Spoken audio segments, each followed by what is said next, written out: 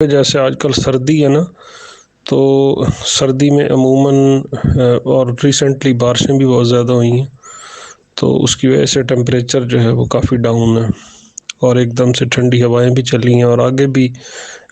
بارشوں کے سپیل جو ہے وہ ایکسپیکٹڈ ہیں۔ تو اس لحاظ سے میں بات کروں گا تو آئندہ بھی آپ نے یہ احتیاط کرنی ہے اپنی پریگننٹ بکریوں کے لیے۔ ہوتا یہ ہے کہ عموماً ہم سردیوں میں کمرہ وغیرہ تو بند کر دیتے ہیں اور دروازہ بھی بند کر دیتے ہیں، لیکن بکریوں کا جو درجہ حرارت ہے نا کمرے کا، وہ اتنا نہیں ہوتا مناسب کہ اس میں جانور جو ہے وہ ریلیکس فیل کرے۔ تو عموماً باڑے کے فرش جو ہے وہ کچے ہوتے ہیں، اور آپ کو پتہ ہے کچی زمین جو ہے وہ ٹھنڈی ہوتی ہے، تو جب بکریاں بیٹھتی ہیں زمین پہ تو وہ ٹھنڈ ان کو نیچے ان کے سینے کی جگہ سے ٹھنڈ ان کو پہنچتی ہے۔ تو آپ کو پتہ ہی ہے کہ سینے کے ساتھ ہی پھیپھڑے ہوتے ہیں، پھیپھڑوں کے ساتھ جو ہے وہ اوجری ہوتی ہے، اوجری کے پیچھے بچہ ہوتا ہے، تو یا ایک یا دو بچے ہوتے ہیں، تو بکری کو نیچے سے ٹھنڈ پہنچ رہی ہوتی ہے۔ تو ایک تو یہ احتیاط کریں کہ جو آپ نے جو خاص کر آپ کی جو پریگننٹ بکریاں ہیں، آپ ان کے نیچے پرالی یا پرانی توڑی، یا اگر آپ لکڑی کے پیلٹس افورڈ کر سکتے ہیں وہ پیلٹس بنا لیں، یا کوئی تختہ سا یا کوئی چٹائی نما چیز، اگر آپ کے کھجور کے پتوں کی چٹائی ہو وہ بھی آپ نیچے بچھا سکتے ہیں، تاکہ ڈائریکٹ زمین سے ان کو ٹھنڈ نہ پہنچے۔ تو اس طرح جو بکریاں ہیں نا، ایک تو ان کے پھیپھڑے محفوظ رہتے ہیں، ٹھنڈ نہیں پہنچتی، دوسرا ان کے بچوں کو ٹھنڈ نہیں پہنچتی، ان کا درجہ حرارت بھی دیکھیں، بچے بھی اندر جب اللہ تعالیٰ ان کے اندر جان ڈال دیتا نا جی، پھر وہ بالکل ایکولی سینسٹیو ہوتے ہیں ایک جانور کی طرح، جیسے آپ کو بکری نظر آ رہی ہے اسی طرح وہ بچے بھی اندر اسی طرح سینسٹیو ہو جاتے ہیں۔ اور ماں کے اوپر پڑنے والے موسمی اثرات ہیں یا تکلیف ہے کسی قسم کی، تو اس کو وہ بچے بھی بالکل فیل کرتے ہیں اسی طرح، اور ان کو بھی تکلیف پہنچتی ہے جی، اس سے ان کا بیہیویئر باقاعدہ اس پہ اسٹڈیز موجود ہیں، الٹراسونک اسٹڈیز ہیں، وہ اس پہ موجود ہیں کہ کیسے ماں جو ہے وہ بیہیو کرے گی تو اندر بیبی کیسے بیہیو کرتے ہیں۔ تو ایک تو اتنی سردی کے موسم میں آپ نے ان کو کمفرٹ جو ہے نا ایک انوائرمنٹ دینا جی، جس کے اندر وہ کمفرٹ فیل کریں، ٹھیک ہے نا جی۔ تو آپ نے ان کے نیچے کوئی پرالی ڈالیں، فرش ٹھنڈا نہ ہو، ووڈن پیلٹس یوز کریں، اور اس کے علاوہ اگر آپ کو لگتا ہے کہ کمرے کا درجہ حرارت کم ہے تو تھوڑی دیر آگ جلا دیں۔ کوشش کریں کہ جو ایک ہی طرح کے جانور ہیں، پریگننٹ جانور ہیں، وہ ایک ہی سائڈ پہ رکھے جائیں، اور جو خالی بکریاں ہیں یا بکرے ہیں ان کو علیحدہ رکھا جائے۔ اس کی وجہ یہ ہوتی ہے کہ جو خالی بکریاں ہوتی ہیں نا، یہ شرارتیں کرتی ہیں، بہت زیادہ اچھل کود کرتی ہیں بنسبت پریگننٹ بکری کے، اور اس اچھل کود میں یا بکرے کی بھاگ دوڑ سے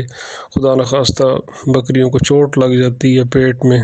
تو وہ بھی ایک ابارشن جو ہے نا، ابارشن کی کازز میں سے ہے، یعنی نان انفیکشیس ابارشن جسے ہم کہہ سکتے ہیں، اس کے کازز ہیں۔ باقی یہ بھی ایک احتیاط ضروری ہے، کچھ دوست ہیں، ساتھی ہیں ہمارے، تو مختلف دوستوں کے میسیجز وغیرہ آتے رہتے ہیں کہ کئی علاقوں میں چارے کی کمی ہوتی ہے، یا ساتھی وقت پہ چارہ مینیج نہیں کر سکتے، تو وہ پھر یہ برسیم وغیرہ کاٹ کے ڈال رہے ہوتے ہیں، یا کسی بھوسے میں ملا کے ڈال رہے ہوتے ہیں۔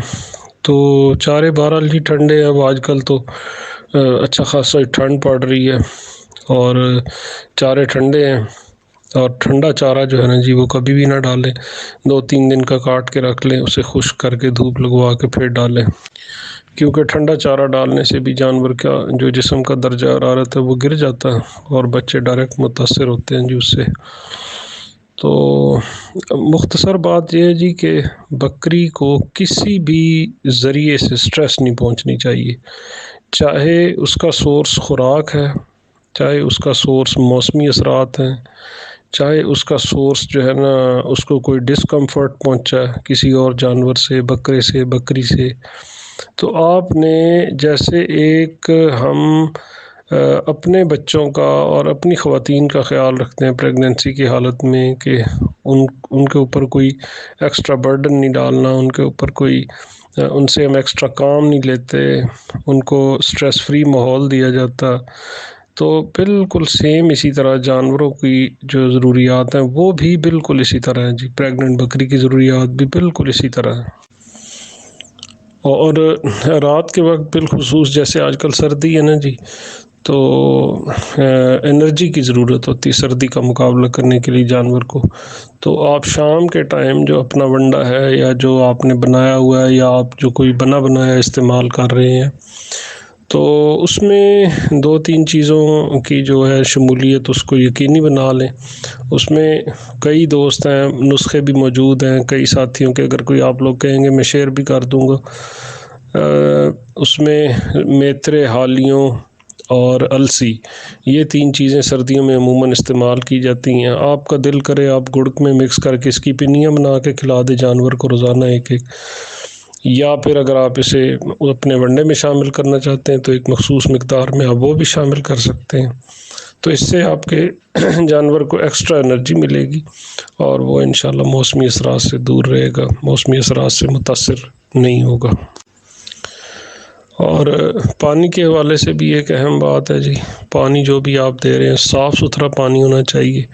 کوشش کریں کہ اگر آپ کے پاس سہولت ہے تو آپ پانی کو نیم گرم سا کر کے پلائیں اپنے پریگننٹ جانوروں کو۔ اگر آپ نیم گرم نہیں بھی دے سکتے کوئی ایشو نہیں، آپ موٹر کو چلائیں، کم از کم 4 سے 5 منٹ موٹر جب چل جائے تو جب زمین سے فریش پانی نکلتا ہے تو وہ بہت زبردست اس کا ٹیمپریچر آئیڈیل ٹیمپریچر ہوتا ہے پینے کے لیے، تو وہ پانی جو ہے نا جی، آپ برتن صاف ستھرے برتن میں جو ہے اس کو پانی پلائیں اپنے پریگننٹ جانور کو، باقیوں کو بھی لیکن اسپیشلی پریگننٹ جانور کو۔ باقی احتیاطوں میں نے آپ کو جنرل ایک جو احتیاطیں ہیں وہ اس میں یہ ہے کہ جب آپ چارہ لا کے رکھتے ہیں یا جہاں پہ آپ نے چارہ سٹور کیا ہوا، چارہ ڈالنے سے پہلے ایک نظر ذرا اسے خود بھی دیکھ لیں اچھے طریقے سے۔ اگر گھاس ڈال رہے ہیں آپ، وہ آپ نے جہاں پہ لا کے رکھنا وہ جگہ صاف ہونی چاہیے، تو کیونکہ یہ کنٹامینیٹڈ چارہ فنگل جو ہے وہ آئٹم سے کئی طرح کے فنگس جو ہیں وہ چاروں میں ہوتے ہیں، اور تازہ چارہ بھی آپ کاٹ کے لاتے ہیں، آپ نے کسی گندی جگہ پہ رکھ دیا وہاں، یا اس پہ اوپر کسی چوہے بلی نے پیشاب کر دیا، یا کسی اور جانور نے، اگر آپ کے فارم کے اندر کتا رکھا ہوا، تو اس طرح کی ذرا چیزوں سے آپ نے خود ہی احتیاط کرنی ہے، کیونکہ کنٹامینیٹڈ چارہ ہو یا کنٹامینیٹڈ گھاس ہو، اگر وہ کھا لے گا تو اس سے بھی ظاہر ہے پھر جانور کے اندر انفیکشن بن جائے گا، پیدا ہو جائے گا، اور یا ان دوسرے جانوروں سے بھی انفیکشن جو ہے وہ ٹرانسمٹ ہو جاتے ہیں بکریوں میں، تو یہ آپ نے ذرا احتیاط کرنی ہے۔ باقی یہ ہے کہ اس کو ابارشن کو آپ نے اس کی پریونشن کے لیے پروجسٹران جو ہے اس کا انجیکشن یہ ضروری ہے جی، 2 مہینے میں آپ لگا دیں گے تو انشاءاللہ جب آپ کو کنفرم ہو جائے کہ آپ کی بکری پریگننٹ ہے تو 120 یا 130 دنوں کے بعد آپ اس کو استعمال کر سکتے ہیں، اور یہ پھر پریگننسی میں اگر چاہے ایک دفعہ بھی لگا دیں ٹھیک ہے، اگر آپ چوتھے مہینے میں دوبارہ بھی لگا دیں تو بھی کوئی ایشو نہیں ہے۔ باقی آپ کو پتہ ہے جیسے میں زیادہ انجیکشن وغیرہ کے حق میں نہیں ہوتا، ہمیشہ میں کوشش کرتا ہوں انجیکشن سے اوائڈ کیا جائے، ڈائٹ کے ذریعے جو ہے وہ جانور کی صحت کو جو ہے وہ بہتر بنایا جائے، تو جب ناگزیر ہو جائیں تو پھر آپ میتھوکوبال اور نیروبیان اور اس طرح کی چیزیں آپ استعمال کر سکتے ہیں،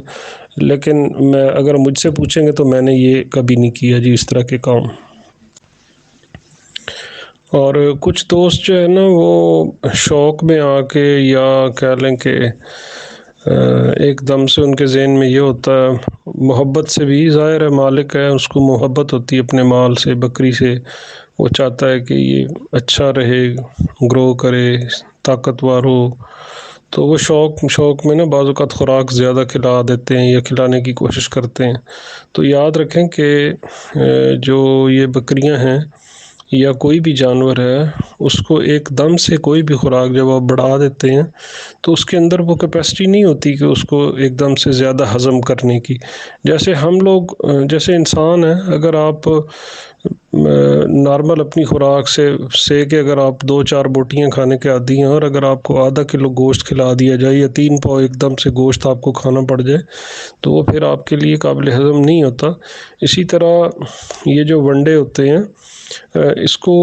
زیادہ کھلانا مقصود نہیں ہوتا، اس کو متواتر کھلانا اور متوازن طریقے سے کھلانا یہ زیادہ اہم ہے.